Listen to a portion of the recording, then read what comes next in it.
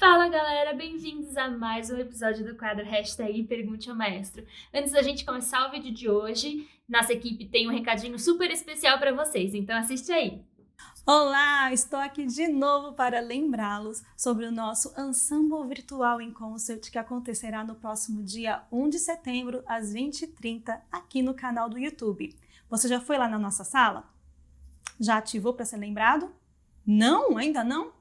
Tati, coloque por aqui então o link ou na descrição. Tá, vai nesse link, você vai ser levado exatamente para a sala da live, que já está ativa. Vai lá e coloque para ser avisado, para você não esquecer, né? No dia você é avisado minutos antes de a live começar e aí você não perde nada. Eu estou contando com a sua participação, eu quero conversar com você através do chat, hein? Tô te esperando. E também não se esqueça da sua doação. Nesse concerto, nós iremos ajudar a ONG Beija-Flores Solidários em prol do Lar dos Idosos, Sítio das Alamedas. Tem um QR Code aqui para você apontar o seu celular ou também um link para você fazer a sua doação. Qualquer quantia é muito bem-vinda, viu? Tá bom? Então espero por vocês no dia 1 de setembro, às 20h30. Beijão, é com você, Tati! É isso aí, galera. A gente tá esperando vocês lá no nosso concerto virtual e eu tô muito empolgada. Eu espero que vocês também estejam. Sem mais delongas, se inscreve no canal se você é novo. Vem aqui na nossa playlist Maratona, porque vale a pena. Deixa seu joinha e compartilha nas redes sociais com seus amigos para mais pessoas virem fazer parte desse quadro junto com a gente. Tá bom? Vem comigo. Hashtag Pergunte ao Maestro. Maestra, estudo canto erudito e estou aprendendo a levantar o palato mole. Isso já faz uns 2 meses. No entanto, minha professora sempre me diz que não devo confundir o fato de elevar o palato com o uso excessivo da faringe. Ela me explica, mas não consigo visualizar o conceito. Acaba saindo uma voz mais muscular do que brilhante. Quando penso em trazer o som à máscara, o palato me desobedece. E quando penso no palato, a voz perde a ponta, como ela fala. Como sei que estou elevando o palato corretamente? Não sei diferenciar isso ainda. É uma dificuldade que a torcida do Flamengo tem. Todo mundo tem. Então, é claro, você está pensando num som escuro, elevou. Aí você pensa num som claro ou com ponta, como a sua professora fala, e aí você perde essa elevação. Então, normalmente o que eu falo para os meus alunos é para eles não pensarem num ou no outro. Existem muitos professores de canto lírico que trabalham assim. E o texto é, põe sua voz mais para trás. Não, agora está entubada. Põe sua voz mais para frente. Não, agora está espetada. Então, aí você fica nessa dúvida. Então, vamos pensar assim. Você falou de excesso de faringe. Eu nunca acho que tem excesso de faringe. Eu acho que está faltando alguma outra coisa para que você consiga brilhar. Então, não tiro a faringe. Eu mantenho a faringe. Qual seria a melhor elevação para você fazer? Pense naquele exercício do tubo vibrante que eu dei, no posterior e depois no anterior, para você sentir brilho com a mesma sensação. E aí depois você começa a pensar que o palato se eleva na direção da máscara. Mesmo que seja uma imagem, mesmo que você não esteja fazendo isso, que ele esteja muito mais acima e muito mais para trás, você pensa nessa direção. Então, cavidades anteriores, somadas a essa faringe e a essa elevação, vão finalizar o seu giro.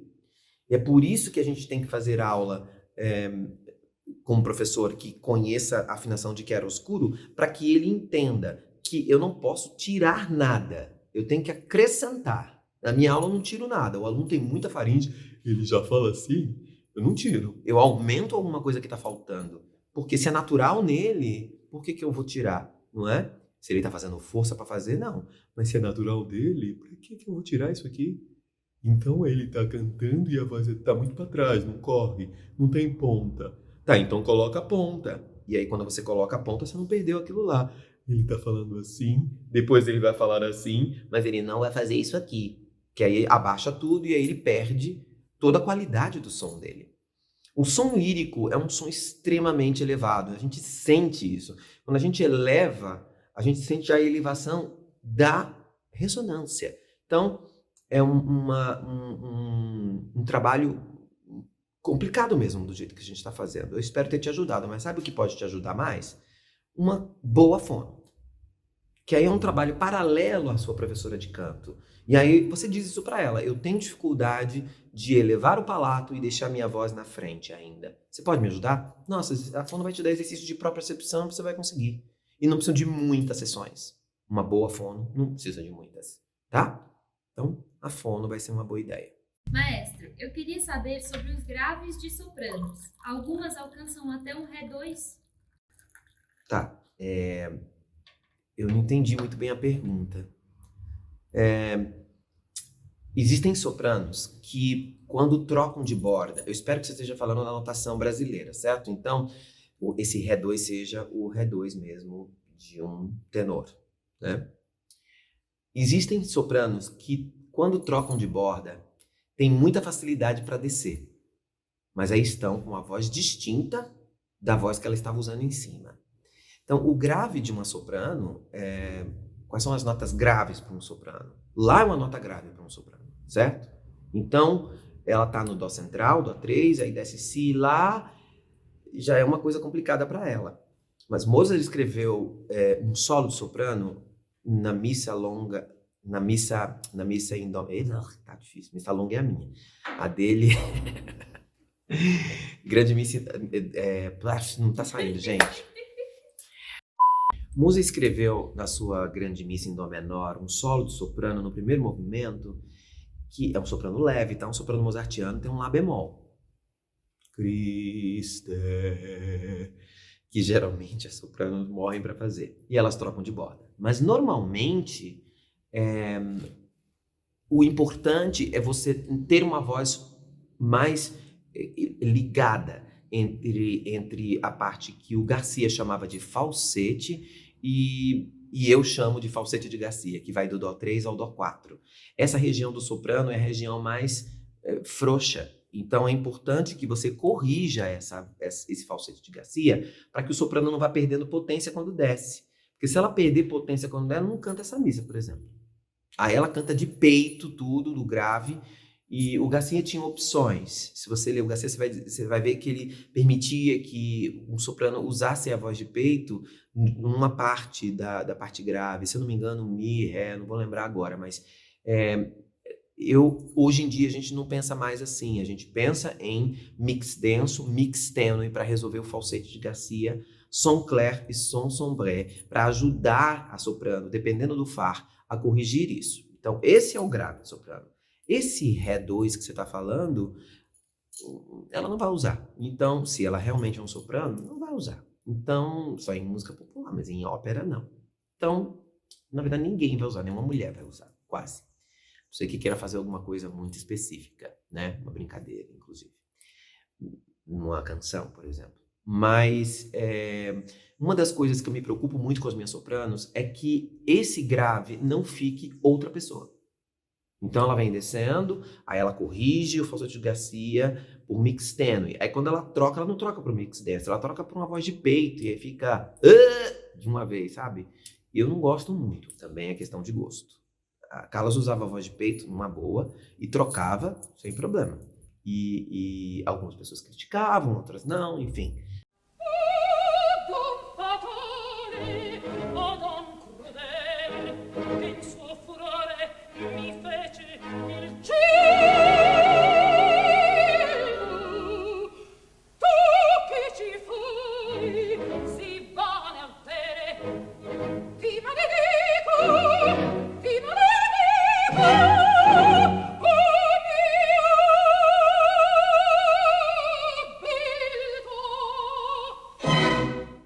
Eu, na Calas, não me importo, porque é tão linda, as escolhas delas são tão incríveis que não me incomoda. Agora, numa aluna hoje, em 2020, que consegue fazer o mix denso, consegue fazer mix tênue, pra que eu vou ter uma voz de peito aparecendo num soprano?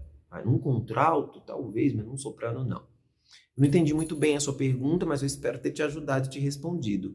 Graves, então, de soprano devem ser resolvidos com essa combinação, tanto de chiaroscuro quanto de mix denso e mix tênue, para que fique uma voz, de novo, uníssona, tá? Até os agudos. E mais importante, se você está recrutando mais massa muscular para fazer esse mix denso e depois no mix tênue também, e você não solta isso depois do Dó 4, sua voz não vai subir direito. Então tem que soltar isso. E o Garcia diz que a partir do Dó sustenido a voz vai para a cabeça. É isso que ele diz. Então ele define a voz em 3 registros: peito, falsete e cabeça. O falsete está no meio, o falsete não está lá em cima como hoje a gente considera. Mas faz sentido o que ele pensa, porque falsete é a ausência de TA. Então faz sentido. Soprano não consegue recrutar o TA direito nessa região e faz um certo sentido. Eu chamo então esse falsete de Garcia no meu livro. E é isso que eu tento trabalhar ao máximo com as minhas sopranos para que elas tenham som. As minhas alunas sopranos normalmente têm bastante equilíbrio disso, porque é uma coisa que eu me preocupo logo desde o início. Já ensinar desde o início para que ela não tenha esse buraco na voz quando vai descer. Tá bom? Amado maestro, amo seu estilo. Para mim, você é o maestro mais estiloso do Brasil. Eu queria cantar sertanejo. Sou soprano ligeiro e me deparo com o seguinte problema. A tessitura das músicas são muito graves. Como eu faço para soar melhor nessa região e dominar o estilo? Tá. Muito obrigado pelo elogio. Tô tentando, tá? Agora, se você é soprano ligeiro, a pergunta é... Tem 2 opções que você pode fazer. Primeiro, não cantar no tom delas. Não é? Precisa. Você pode cantar em outro tom, e aí no outro tom você pode conseguir um som mais robusto. Porque se você canta no tom delas, o som fica magro. Mas se você sobe um pouco, você consegue um som mais robusto, mais quente, que é o que a gente quer. Primeiro ponto. Segundo ponto. Se você é um soprano ligeiro, você vai fazer belting com mais facilidade, teoricamente. Bem teoricamente. Então... talvez seja a hora de você aprender a fazer belting. E especificamente um subregistro, chama-se soul belting. Você vai fazer soul no sertanejo, ninguém precisa saber. Não conta pra ninguém.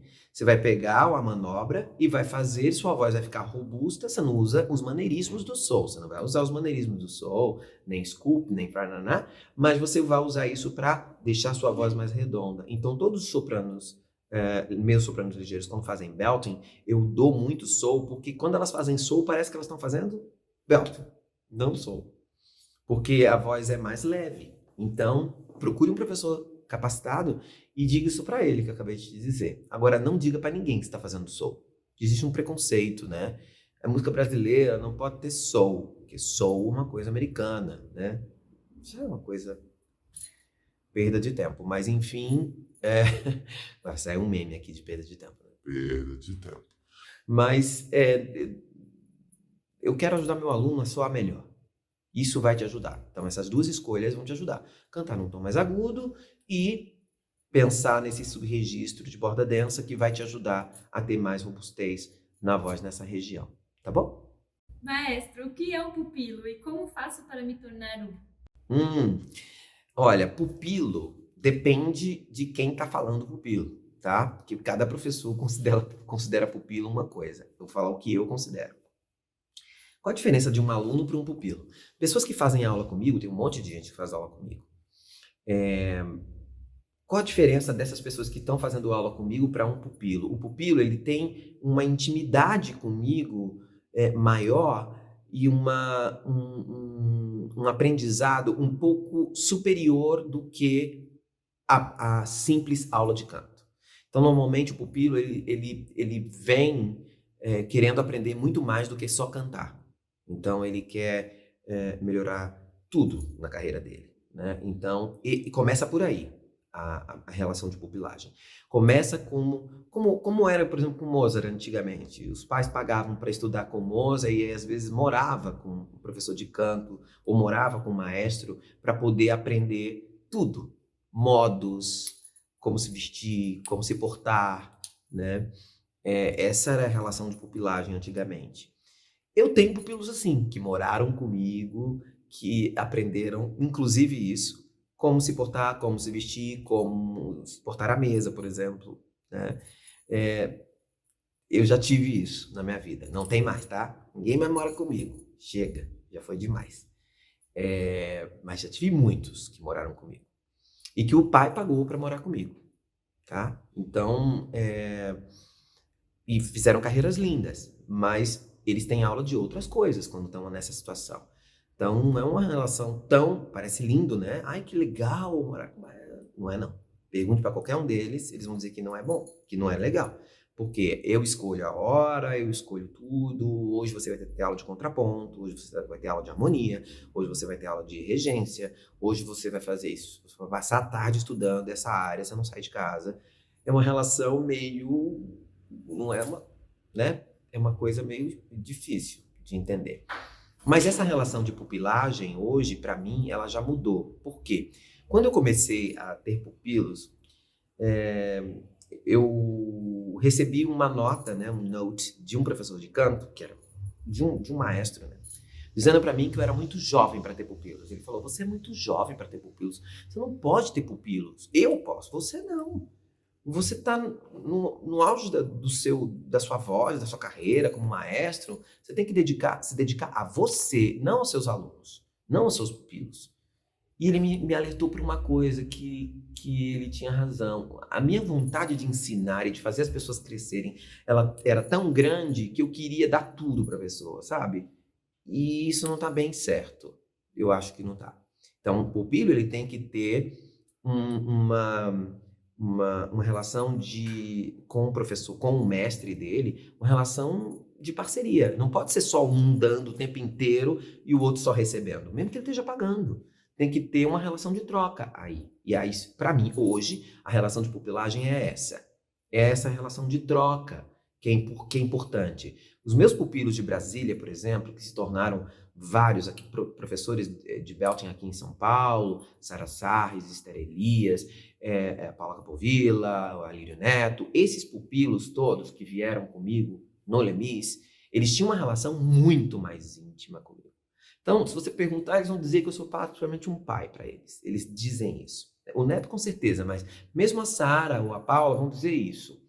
Tem uma relação de paternal mesmo. Os meus pupilos de hoje, daqui de São Paulo, a Laura Castro, a Tati, a Sami, a Bruna Pimentel, esses pupilos de hoje, eles têm uma relação bem menos íntima comigo, apesar de ter um respeito incrível, mas eles têm muito mais aproveitamento dessa relação. Por quê? A Bruna, por exemplo, dá um exemplo da Bruna, ela assiste todos os meus cursos, ela tem um caderno de perguntas dela, as coisas que ela precisa, e eu estou sempre disponível. E porque ela está sempre disponível também para mim, para me ajudar, para ser minha assistente, então, de novo, aquela troca. O Adriano de Sydney, eles estão sempre aqui para que possam me ajudar nos cursos. Você precisa de alguma coisa, mestre? Você precisa de um assistente? Você precisa de alguém para decupar alguma coisa das perguntas? Você precisa de algum vídeo? Você precisa de algum playback? Então, eles estão sempre se colocando à disposição. Em troca, eu decido, por exemplo... Tô vendo que eles estão trabalhando bastante, eu lá falo pro Fábio, eu quero dar um masterclass só para os meus pupilos do estúdio, só para professores capacitados pupilos. Eles vão lá para minha sala, os 7, e ficam 2 horas comigo. E eu vou dar um masterclass só para eles, de um assunto que eles nunca ouviram falar na vida. E aí eu pergunto para eles, vocês querem essa aula? De graça. Eu vou dar essa aula para vocês pelo trabalho que vocês estão fazendo, entendeu? Então, a relação de pupilagem hoje é assim. Eu tenho pupilinhos pequenos ainda, que ainda estão, mas que também tem essa relação. Como a Laura Castro, por exemplo, na hora que eu peço, Laurinha, preciso que você cante alguma coisa para mim, preciso que você faça isso aqui. Está sempre disponível, está sempre se colocando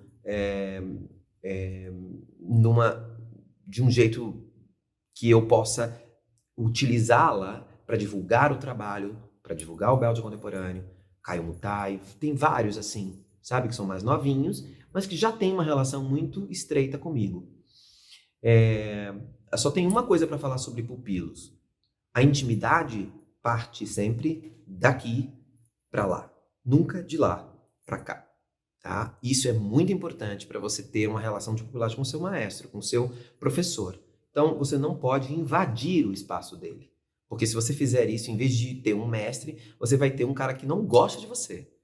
E aí você nunca vai ser pupilo. Um dia uma pessoa disse isso para mim. Por que você não me deixa ser seu pupilo? Você deixa todo mundo, mas a mim você não deixa. Eu falei, exatamente por essa atitude. Por que você tem que me pedir para ser pupilo? Você não tem que pedir para ser pupilo. Você vai ser se você tiver um protocolo correto, se você agir da maneira correta. Se você não me encher o saco, se você não pedir amor, sabe? Você não me ama. Oi, não tem nada a ver isso, não tem nada a ver uma coisa com a outra, sabe? Você não... eu sinto que você gosta mais do fulano que... Que preguiça. Você gosta mais do fulano do que de mim, você gosta mais da Beltrana. Sempre que tem um solo, é a Beltrana que faz. Essas são escolhas musicais do maestro. Se você está intervindo nisso, tá me irritando. Ares fica irritado e aí não vai rolar. Então, essa pessoa nunca foi meu pupilo e nunca vai ser, porque nenhum deles nunca chegou para mim e falou, eu quero ser sua pupila. Nenhuma delas fez isso. Elas se colocam, eu as chamo de pupilas e elas, nossa, eu sou pupila? É isso, entendeu? E é assim que tem que ser. Espero ter respondido você. Maestro, já li seus 2 livros e estou ansiosa para o 3º. Tem alguma previsão? E se sim, dá um spoiler do tema? Estou amando, pergunte ao maestro. Olha, eu ainda estou sob a influência do 2º livro, né? Porque tem pouco tempo que eu escrevi o 2º livro. Eu já comecei a escrever algumas coisas, eu tenho várias possibilidades, tanto para o 3º quanto para o 4º, porque aí eu já penso em escrever mais ou menos junto. Mas eu ainda não sei. Ainda não posso te dar esse spoiler. Agora, a minha vida, por causa da pandemia, todos os professores que estão assistindo isso aqui sabem do que eu estou falando. Nós estamos trabalhando muito mais. Então, trabalhando online, a gente tem que fazer, por exemplo, aulas coletivas, a gente tem que preparar as aulas muito. É muito difícil, depois a gente tem que corrigir trabalhos, muitos. Então, coisas que a gente não faria numa aula presencial, porque o aluno faz e eu já corrijo. Então, o tempo está ficando escasso. Eu estou, na verdade, um pouco triste de não estar compondo e não estar escrevendo. Mas eu acho que tudo tem seu tempo. Então, agora não é hora. Agora é a hora da gente, primeiro de tudo, ficar bem. Numa pandemia, numa mudança mundial que não vai se alterar. Nós vamos ter outras mudanças para uma nova maneira de vivermos, certo? Então, primeiro ficar bem. Cabeça bem, música bem. Porque se a cabeça não está bem, a música não fica bem. Segundo, ajudar as pessoas a ficarem bem. E isso é muito importante. Por quê? Porque não é por uma coisa cristã, nem nada disso, não. Não é questão disso. É que quanto mais pessoas estiverem bem à sua volta, melhor você vai estar. Certo? A energia vai ser melhor para a gente passar por isso logo. Então essa foi uma preocupação do Pergunte ao Maestro.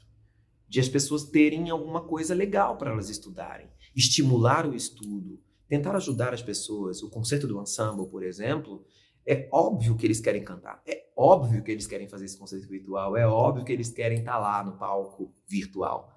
Mas é óbvio que eles também querem ajudar as pessoas. Eles também estão fazendo as suas doações. Eles também estão tentando ajudar famílias que às vezes não têm o básico.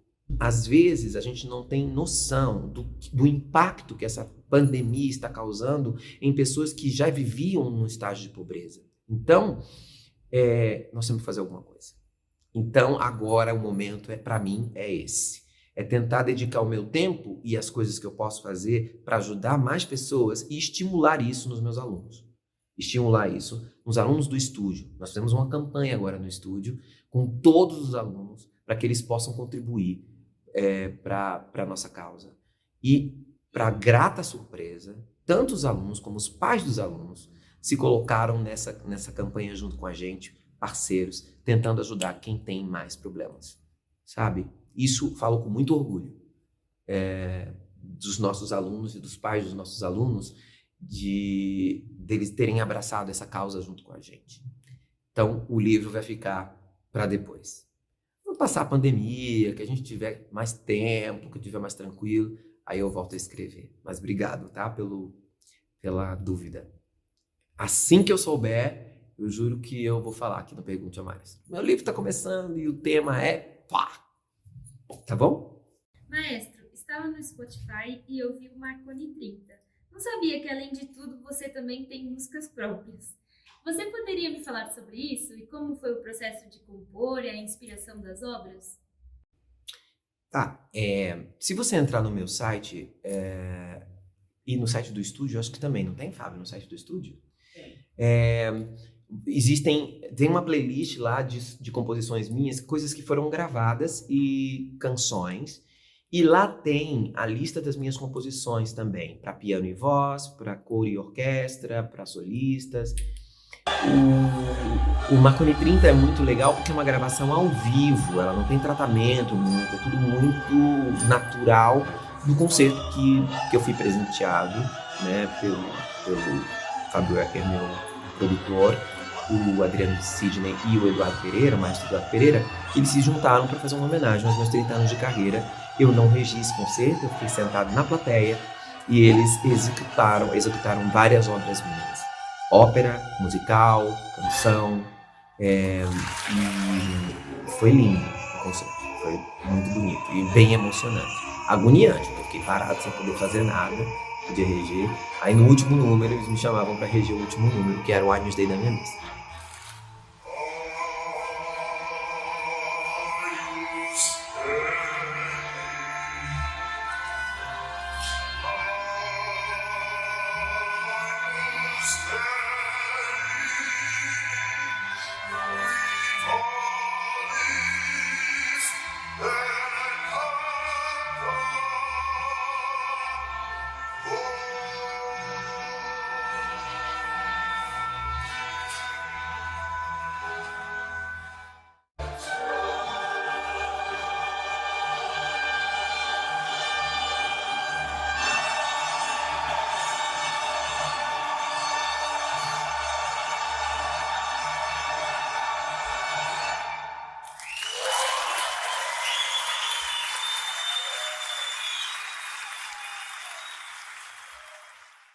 Então, o processo de criação, para mim, ele acontece, tem duas coisas que acontecem, que tem que acontecer para que eu possa criar. Primeiro, rotina, ou seja, compor é igual estudar canto. Se você para, você enferruja um pouco. Então, é importante que você componha sempre um pouquinho, todo dia, que é uma coisa que eu não estou conseguindo fazer.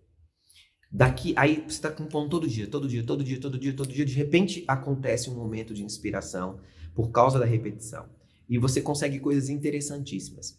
Eu tenho um processo de criação, talvez pelo fato de eu ser tanto cantor de ópera quanto professor de belting contemporâneo, de teatro musical, de partir do texto. Então, às vezes, eu pego um texto e me apaixono por ele. E aí, a partir desse texto, eu escrevo uma música. Ou mesmo eu escrevo um texto e a partir desse texto eu escrevo uma música, se não for uma música instrumental. Gosto de escrever para orquestra, gosto de abertura do meu musical, que não está terminado, tá no Spotify. Se você colocar Marconi Araújo no Spotify, no Deezer, em todas essas plataformas, você vai ver, basicamente, acho que tem duas coisas minhas, que é a minha missa longa em Ré menor, que eu compus há muito tempo atrás, e estreada com o Coro Feminino e Coro Masculino de Brasília e a Orquestra Sinfônica do Teatro Nacional Cláudio Santoro, com regência da maestrina Helena Herrera e solistas. E depois a gente tem o Marconi 30. Você vai poder ouvir um pouco das minhas músicas. E no Marconi 30 tem trechos da missa também. Você vai poder comparar dois coros, que é o ensemble, o Estúdio Marconi Araújo performando. Aí você vai ver que eu tenho uma maneira de compor muito sem preconceito.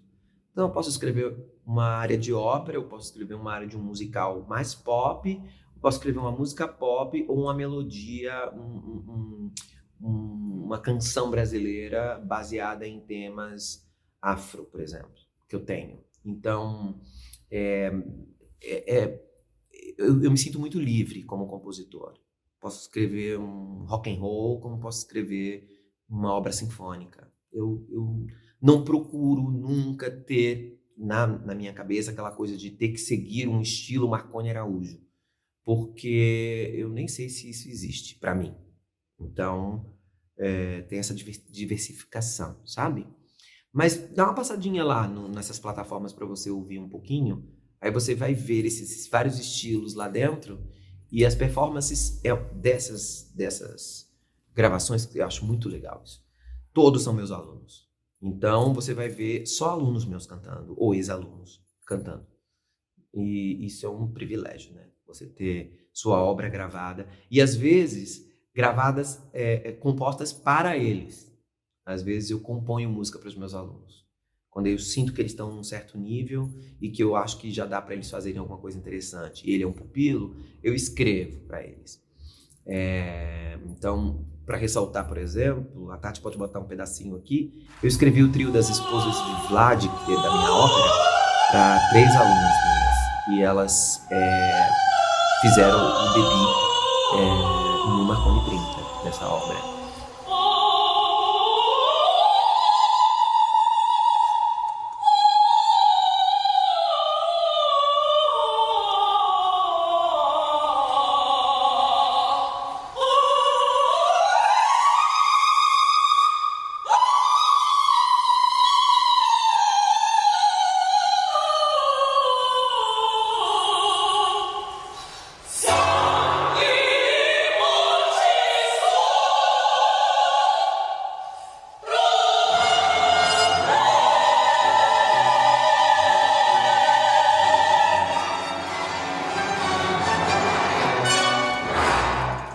E é muito legal, porque funciona bem na voz delas, porque foi escrito para elas.